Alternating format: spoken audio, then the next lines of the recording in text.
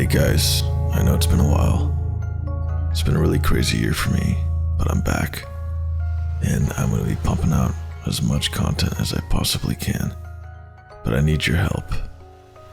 Ever since I started posting shorts, the algorithm started reducing my reach on my long-form content. So I'm going to make a second shorts channel called Dr. Han's Shorts. I'll link it in the description so you can follow. But any engagement, comments, likes, shares, it's all going to be able to help to get my reach back from what the algorithm did to me. Thanks again. Let's get into the stories.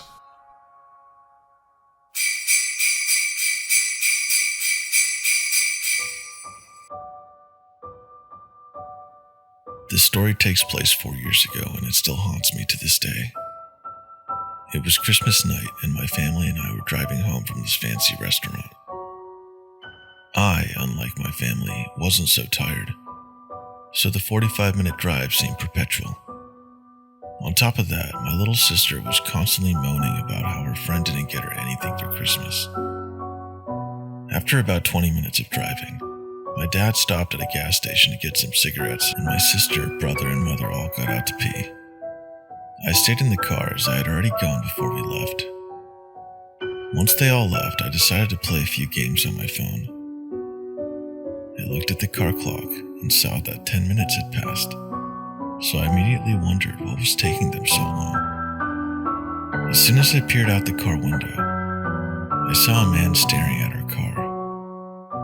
The man startled me as I didn't know how long he had been watching. What made it even more unnerving was that he had a plain, blank face. No expression was shown. It was hard to make out any features as it was pretty dark, and he wasn't standing in an illuminated part of the station.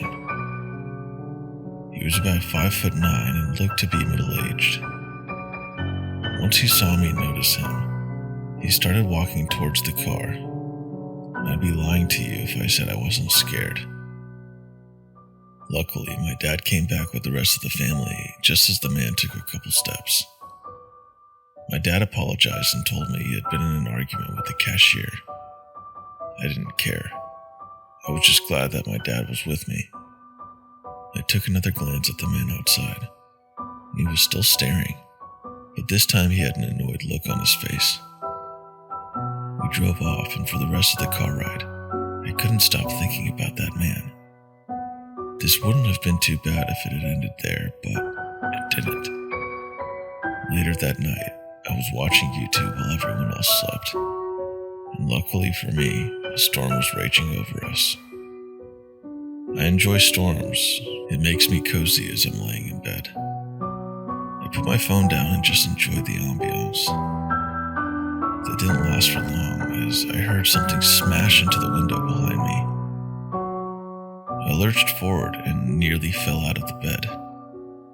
I thought a bird had just smashed onto the window. I parted the blinds, and what I saw next haunted me. I saw a man standing out by my parents' cars, looking up at my room. I took a closer look, and I nearly had a heart attack. It was the same man that I saw at the gas station, only this time, when our eyes met, he grinned. Being the 14-year-old I was, I did the manly thing and screamed at the top of my lungs. My dad came running down the stairs and entered my room. "Why the fuck are you screaming?" he said. I told him about the man and I explained everything that had happened. He yelled at me, asking why I was screaming. I told him about the man and I explained everything that had happened. My dad grabbed a baseball bat and told me to call the police. After 10 minutes, the police turned up outside our house and found the man in our shed. He got arrested, and that was the last I saw of him. The next day, my dad inspected the house, and we found the handle of our back door had been damaged, but not completely broken.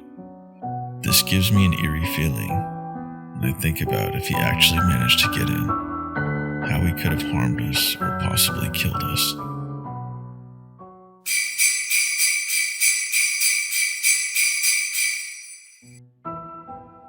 I hear a lot of scary shopping stories, and they're usually from the perspective of the person who is shopping. However, my scariest experience happened when I was working at a bookstore.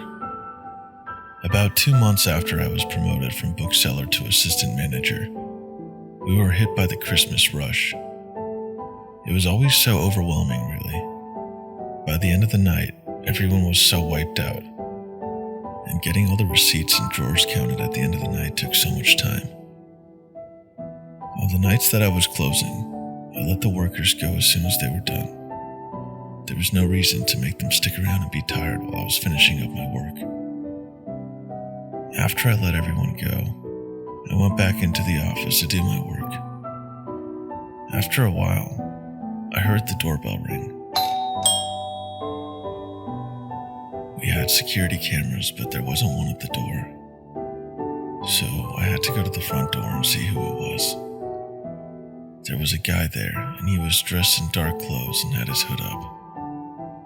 I asked him how I could help him, of course watching him through the door. "Hey dude, I left my wallet in your store," he told me. "Can you open the door and let me come in and get it?" I asked him where he thought he left it and that I would look for it for him.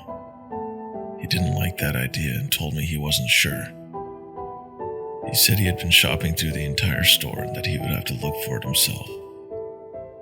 I asked him if he had bought anything and he told me yes, which meant he had to have his wallet on him at that point. I pointed that out to him, and he seemed taken aback a bit. I told him we didn't get anything turned in, but I could take his information and get back to him if we find anything. The man began getting angry, telling me that he needed his wallet tonight, and he couldn't wait for me to look for it.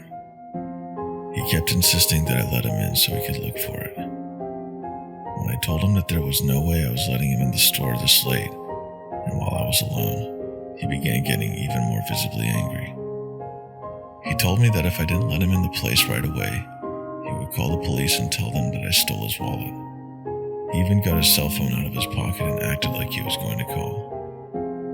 At that point, I had enough. I told the guy the best I could do for him is take his information and call him if anything was found. I then told him that if this wasn't good enough, then there wasn't anything at all that I could do for him. Even more enraged, he began swearing at me. He grabbed the door and began shaking it, demanding that I open the door. I told him I was going to walk over to the customer service desk and call the police. I was no longer willing to cooperate with him anymore. As I made my way over there, I noticed the guy take off down the street. I thought that was the end of him, and I figured that I didn't really need to bother the police for this. I went back to my work and tried my best to get it done so I could go home and get some rest. It took me about 2 hours to honestly finish all of my work. I hadn't heard the doorbell ring and pretty much figured that I wouldn't be seeing that guy again. However, when I was going to the front of the store, I did look around to see if anyone was in the parking lot before I went outside. I went out to my car in the cold and couldn't wait to get out of this cold. However, I froze when I was maybe about a couple feet from my car. There was someone in the back seat of my car. He was hiding, down on the back seat with his hood over his head. But there was definitely someone in the back seat of my car, and I knew exactly who it had to be. Furthermore, he must have seen me or he wouldn't have ducked down. I did the only thing I could think to do. I turned and ran full speed back to the store. I didn't look back around until I had made it to the door, and yeah, he was coming at me. I unlocked the door and shut it behind me. He made it to the door right before I could lock it, so I had to do my best to hold it closed while trying to turn the lock. As I did, the man screamed all sorts of obscenities at me, telling me that he was going to kill me. As the door opened outward, I quickly pushed it toward him, knocking him to the ground. Before he could realize what had happened and could recover, I was able to get the door closed and locked. I immediately called the police. The guy ran away, but fortunately the police picked him up pretty quickly.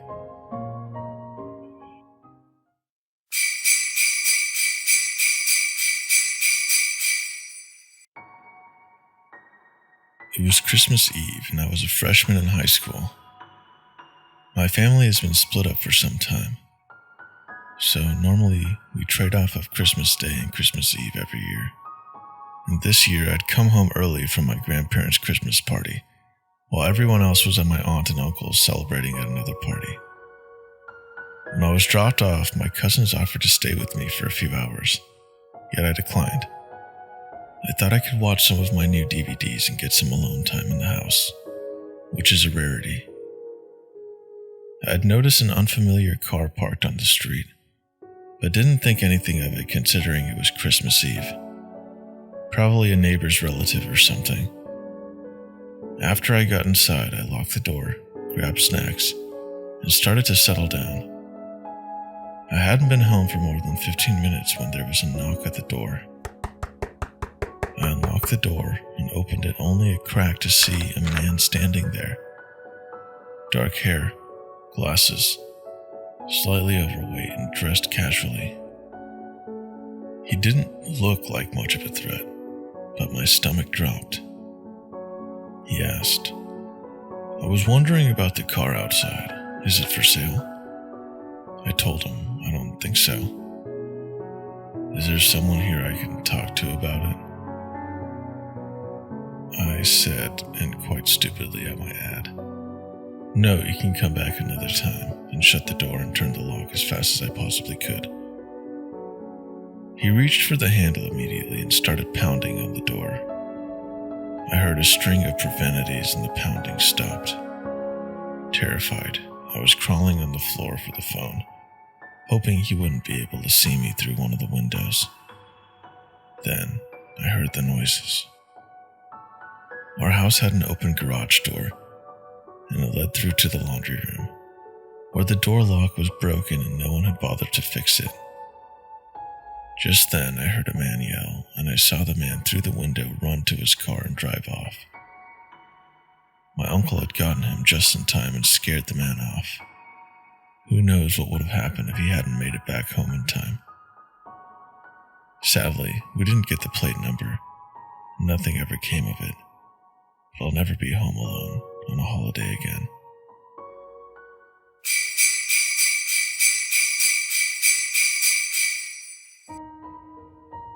This happened over 20 years ago.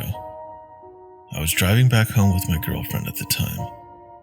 It was Christmas Eve, and my mother's family used to hold a large celebration at my aunt's house in Estacada.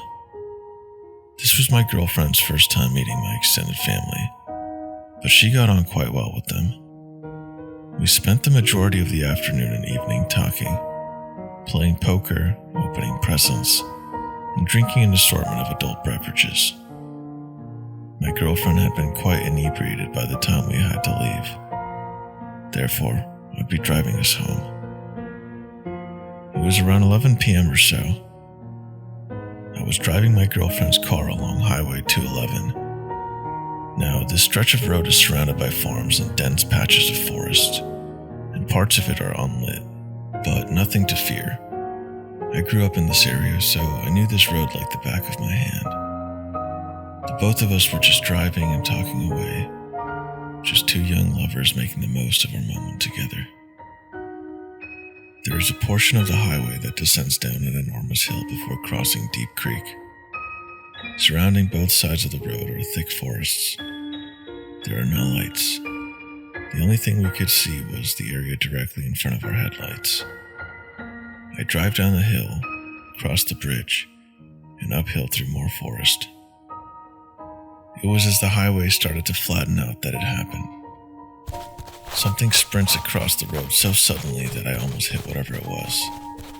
I slam on the brakes. I turned to my girlfriend and asked her if she saw it. She confirmed that she had, but she couldn't make out what it was. Maybe it was a coyote, as they are a fairly common sight in this area. But something felt off about it. Whatever it was that ran in front of the car disappeared into the woods next to the road. Coyotes don't usually dart out in front of cars. Not like that anyway. So for some reason, I decided to check it out. I turned the car around and switched on the high beams to better light up the forest in which the thing had vanished in. I step out of the car and walk towards the woods. I don't see anything, but now it feels like perhaps I'd made a grave error. My heart is pounding and the hairs on the back of my neck are standing at full attention, but I still don't see anything unusual in the trees. Suddenly, the car's horn blasts. It's not a that you'd get if, say, your driver or passenger wanted you to hurry and get in the car.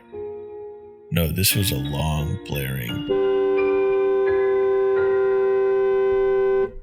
I walked back into the car and asked my girlfriend why she leaned on the horn like that. She said nothing. Instead, she pointed to a spot about 50 feet from where I was standing. I looked over in that direction, and that's when I saw it. Surely, this was the thing that ran in front of our car. It was a man. He was completely naked. His skin was covered in dirt and mud. In one of his hands, he was holding a hatchet. He looked back at us, and then he smiled and waved to us, just before turning around and walking back into the forest. Needless to say, we got the hell out of there. Once we were safely driving again, my girlfriend explained what had just happened. While I was trying to look for the man in the area he initially vanished in, he circled back around and came out from another spot in the forest. Beyond my car headlights, my girlfriend had seen something out of the corner of her eye. That's when she saw him. Before she honked the horn, he was walking towards me, his hatchet raised, as if making to strike me. We called the authorities once we safely got back home, but they never found anybody, or they did and just didn't tell us. But the officer we spoke to explained his theory. The man was obviously looking to ambush unsuspecting lone travelers, for Lord only knows what reason. We all agreed that my girlfriend's quick thinking saved my life, as it let my potential killer know that I wasn't alone out there. I moved back into the area recently, so I now drive that highway often. No naked hatchet man sightings yet, but I can tell you that I'm definitely extra vigilant now, especially near Deep Creek.